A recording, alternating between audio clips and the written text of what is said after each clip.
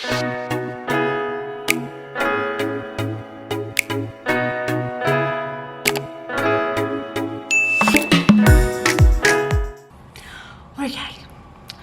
before we get into this little video, I just need to say some things. If you're going to watch this video and you have any inkling that tells you to send me a nasty message or to leave a horrible comment or to attack me because I chose to be vaccinated whilst pregnant, I need you to stop now. Maybe don't watch. Or if you do want to watch, keep your opinion to yourself unless what you are going to say, like what I'm saying, is going to have a positive effect on the community. It is not easy to sit here and share public experiences when you are constantly bashed down and criticised, because there are some very nasty people in the world. Anyway, I put a poll up on my Instagram a couple of weeks ago now, or maybe like 10 days ago or something. And I asked, because I get messages all the time, and that's not just a thing that people that YouTube say. I genuinely get messages all the time asking, was it you that was vaccinated whilst you were pregnant? And I'm always very open and very honest with everyone. But I just figured if there is a video that I can send a link to and go, sit here and watch this, I promise I'm going to keep it short and sweet. But like I said, I need to reiterate, this is my personal experience. This is not a video, I can't say not based on factual evidence, because my own personal research gave me the factual evidence I needed to go through with it. But what I'm saying is this isn't a doctored piece of research. This is one person who did it, and this is my personal experience. And I don't want you to watch this video and take from that, oh, well, she did it, so should I.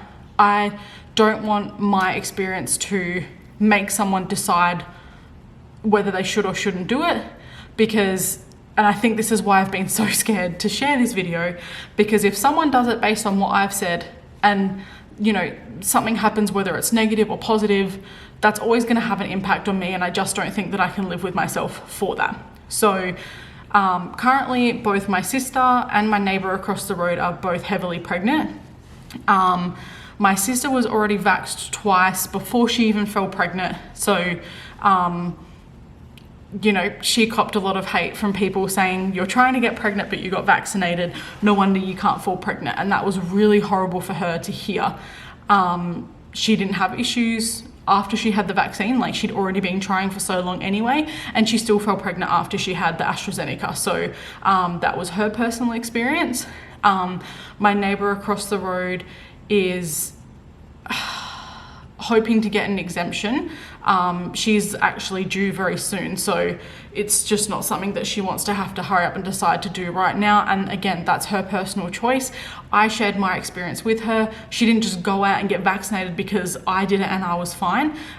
She just asked me for my, you know, my views on it based on what I went through, and she's going to make up her own mind. But at this stage, she's just going to ask for an exemption, and that's completely fine. I don't get offended if people ask me and then decide not to because I did it and they're not going to.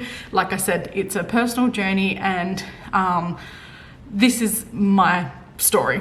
So back at my 28-week appointment with my obstetrician, that's the appointment where you get the whooping cough vaccination, and if you haven't already, you get told to go and get your flu vaccination. So I had both of those without even a second thought, because that's just what you do. We've been vaccinated with those since we were kids. I knew that that was what I needed to keep my baby safe, and so I went and had them done without a thought.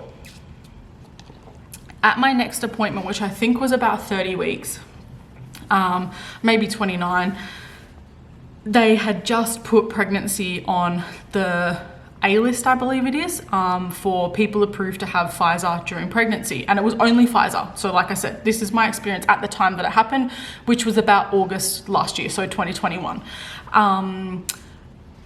Basically, the midwife said, just letting you know, you're now eligible to have your COVID vaccination. It is safe for pregnancy, yada, yada, yada. It was very robotic. It was basically read off a piece of paper.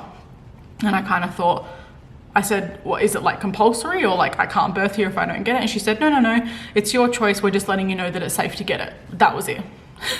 So then I went into my OB's office to chat with her and have a ultrasound and whatnot. And she basically said, did so-and-so let you know about the COVID vaccine? And I said, yep, she did.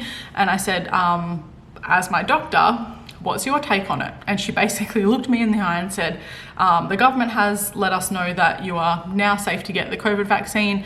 It can only be Pfizer, but please let me know if you get it so that we can obviously keep an eye on you, blah, blah, blah, blah. That was it.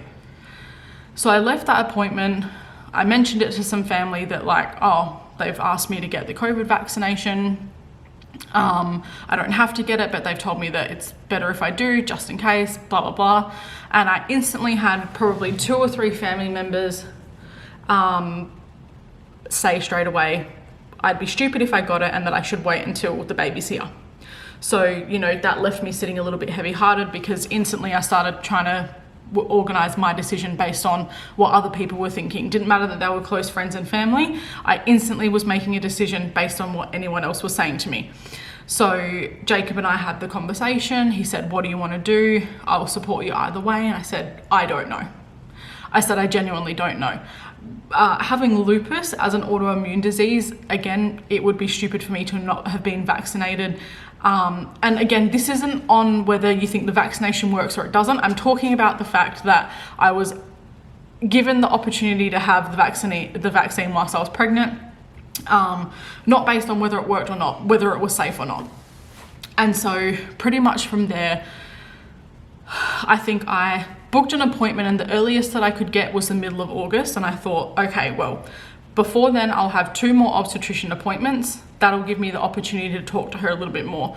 And I still spent every waking minute listening to COVID on the news, not listening to it, but everything you turned on and everything you did, every page you scrolled on Facebook, it was just there in your face. And I just felt like I couldn't get away from it. And I suffered a lot of anxiety through that period, trying to make a decision, and it was really hard. And so I went for my next appointment, and by this stage I was 30 weeks pregnant.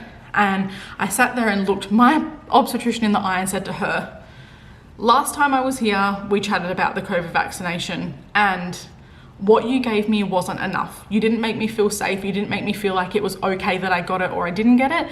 You just basically read a roboticized sentence from the government. And she said, okay, what do you need from me? And I said, I want your personal, not your personal opinion, but as my doctor that I'm paying a lot of money to see, do you think it is safe for me? No, not do you think. Is it safe for me based on your experience and the things that you've been told and the things that you're probably seeing that we're not seeing behind closed doors? Is it safe for me to go and get the vaccination? And she said, okay, let me ask you something. If you were in Sydney or Melbourne right now and you were closer to having your baby and you weren't vaccinated and they told you that it was time for you to get vaccinated, what would you be doing? And I said, well, I'd probably be getting it, because if I didn't, Jacob wouldn't be able to come with me to the hospital. I'd literally be locked up in a bubble, not being able to leave the house. And she said, okay, so why is your decision any different living in Perth? And I said, well, because COVID isn't here. Like we're not wearing masks, we're not in lockdown, we're freely doing what we want. Like there's limited restrictions, but we're okay here.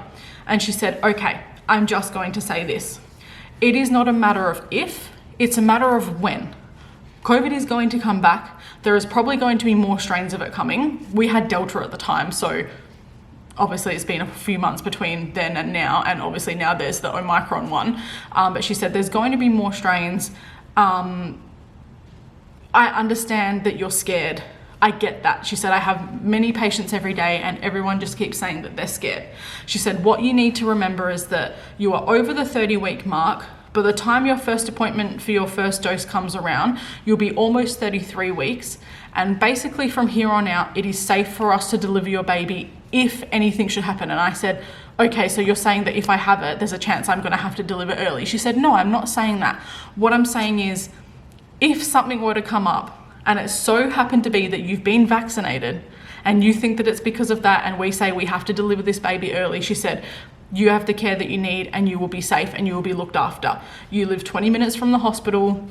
You are on, well, we're on call 24 hours a day. So basically she wanted me to have booked my appointments to have my doses based on having an appointment with her for the following morning. So that's why I was vaccinated on Wednesdays both times, because I was seeing her on the Thursday the next morning. So I wouldn't have had more than a 12-hour period between having my vaccination and seeing her.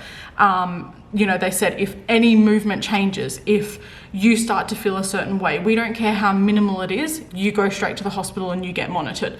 And I was like, okay, well, that makes me feel a bit better.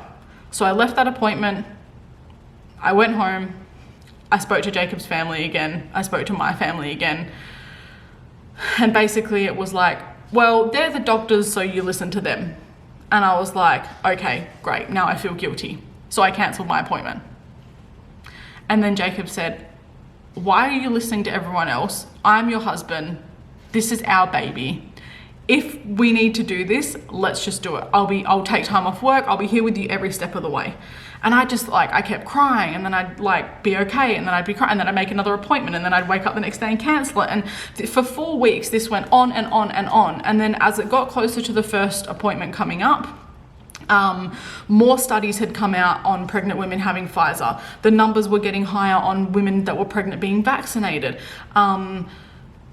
People kept sending me links to news stories that were happening in the UK to women that had been vaccinated and fallen pregnant and gotten COVID and they were okay. Or the next one would be, this woman was pregnant and didn't get the vaccination and she had to deliver her baby early, and then because she delivered her baby early and she wasn't vaccinated, the baby had no antibodies, so they both got COVID and the baby died, or the baby and I was just like, this is not what I need to be seeing right now. So I started doing my own research on Australian doctors giving Australian advice, especially obstetricians, and they started to come to fruition. ABC did a document or a thing. Anyway, I found what I needed based on my GP's advice, my obstetrician's advice, and 2 Instagram lives that I watched on Australian obstetricians, one in Melbourne, one in Sydney. And they both said, if you are a low risk pregnancy and you are past your 2nd trimester or whatever it was at the time, please go and get vaccinated. And then it was like I said, I don't want this video to be about statistics and X amount of women got vaccinated and X amount of their babies died, or this happened and that happened. The things that we were seeing that were horrible and the things that kept getting shared to me were women who didn't get vaccinated in time to protect their baby or themselves. So at this stage, I thought, you know what, I'm just gonna have to bite the bullet. I'm not gonna know what's gonna happen unless I get the vaccination. And if I don't get it, my mental health is gonna go completely downhill because I'm going to be alone. I'm gonna be stuck in my house by myself, pregnant with this baby, or after the baby's here, and it's just gonna be what it is.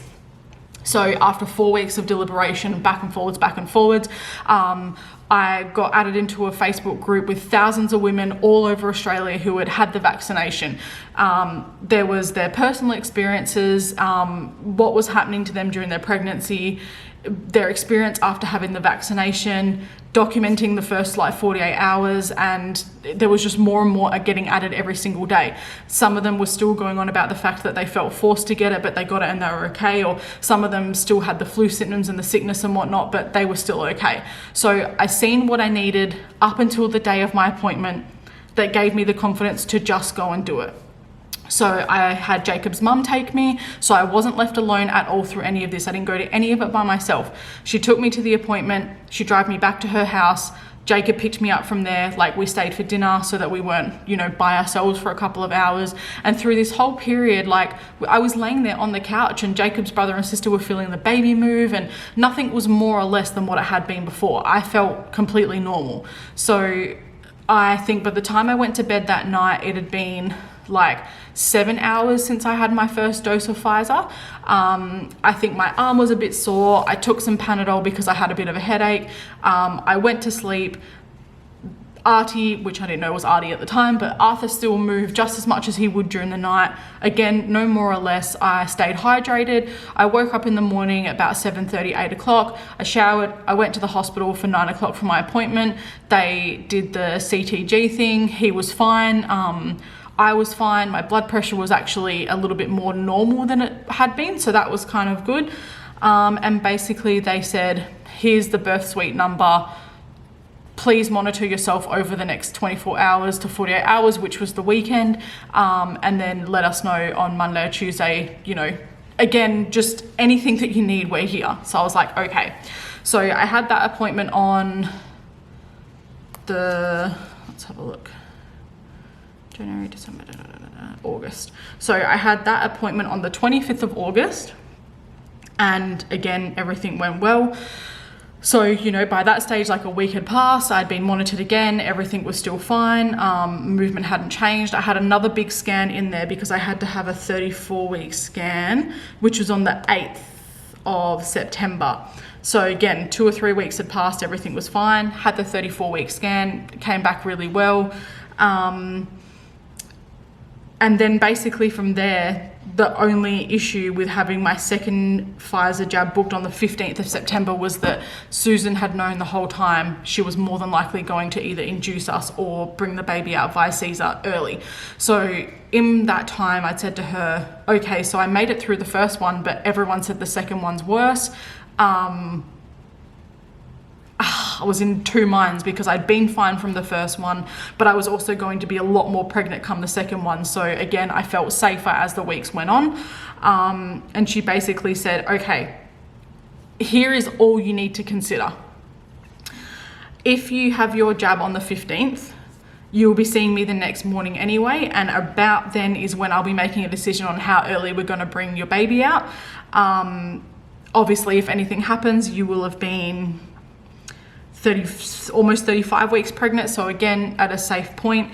I had my baby shower and everything by this stage. So again, I was just sitting back waiting to be told when the baby was going to come. She said, if you have it and we decide to bring the baby out, it just means that like it's only going to have been 7 days from having the jab until like we bring the baby out, and that is safe. That's completely fine. Either that or you may not get to your second jab because we may bring the baby out before then. So it just means that you'll be half vaccinated by the time the baby gets here. And then after Bubs is here, whether you breastfeed or not, you can decide when to do it then. And I was like, okay, so you have no worries whatsoever that if I get vaccinated on the Wednesday and say something happens on the Thursday and you have to deliver via emergency cesarean, that's not going to affect me. I can have anesthetic or epidural, whatever I need, and that's all going to be okay. And she was like, yeah. And I was like, okay. So I just kept thinking from like the medical side of things, not, oh, I'm not going to be able to get my second vaccination. For me, it was all about the medical side. So anyway, I went and had the second vaccination. And again, I put it all on my story on Instagram. I was like, yep, I've been vaccinated. 6 hours later, again, so I think I had them both about the same time. So 6 or 7 hours later, I'd had dinner, showered, I think I took some Panadol again, but I was really headachy in the end of my pregnancy, so I don't know if it was from the vaccination or from that, but took Panadol, went to bed. This time my arm was less sore, so I think I was vaccinated, on the Wednesday, and then Thursday Targa West started in WA, which is rally, and Jake was involved in that, so I knew that I'd either be completely missing out on the weekend or I'd hopefully get to go and spectate and see some bits and pieces. So I was vaccinated on the 15th, which was a Wednesday, and then Thursday morning I had, at 12 p.m, I had the breastfeeding class at the hospital. So again, I thought maybe I might not be able to go to that. But I was completely fine. I went to the class. We also had a conversation there on who was vaccinated and who wasn't. And I think 5 or 6 of us were in the room and we were all vaccinated whilst pregnant. So that was really cool as well. All had very similar symptoms and whatnot. By the Friday morning, it had been, 36, almost 48 hours. And I was basically back to normal. Like I'd been tired on that Thursday. Like I think I slept most of the morning, went to the class, came home. Friday, I went up to Kalamunda. I met Brock up there. We had breakfast date, and then we went and watched some of the Targa over that day. And then I think on the Saturday, I kind of just chilled out at home. Like I just had a rest day at home. Again, I was still fine. Sunday, I went to Malaga, which is only about 15-20 minutes from where I live, and they were supposed to be doing like a stage there. By the time I got there, Jacob was like, someone crashed, so they're closing the stage, so we're heading to the city. And I was only going to go for the first part of that morning and not go all the way to the city because I might have gone into labor, like who knows. I just didn't want it to be a shit show if something went wrong. I was just trying to stay close to home. But one of the girls was like, look, I'll come in the car with you, I can drive, whatever. And I was like, no, I could drive, like that's fine. And I thought, look, worst case scenario, I get there, I get a bit tired, I don't feel well, I'll just come straight home. But I ended up being out for a few hours. I walked quite a lot. I started getting some cramps and was like, I should probably not be doing this. I'm literally 36 weeks pregnant. Yeah, so that was pretty much like as bad as it was for me. And then that was it. Like the next week, I had bloods again 2 days later. All my bloods came back perfect. My blood pressure was still low at this point. We were getting to the point where she was like, hey, maybe you might make it to the 8th of October, who knows?